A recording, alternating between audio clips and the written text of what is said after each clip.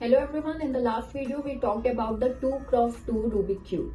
In the 2x2 Rubik Cube I talked about the color combinations, the orientation that we people use. Now in the today's video I would like to tell you about the algorithm that we people are using in 2x2 cube. This algorithm is general for all the cubes, whether it's 2x2, 3x3 or 4x4, and we call it right trigger. Right trigger means R, U, R prime and U prime.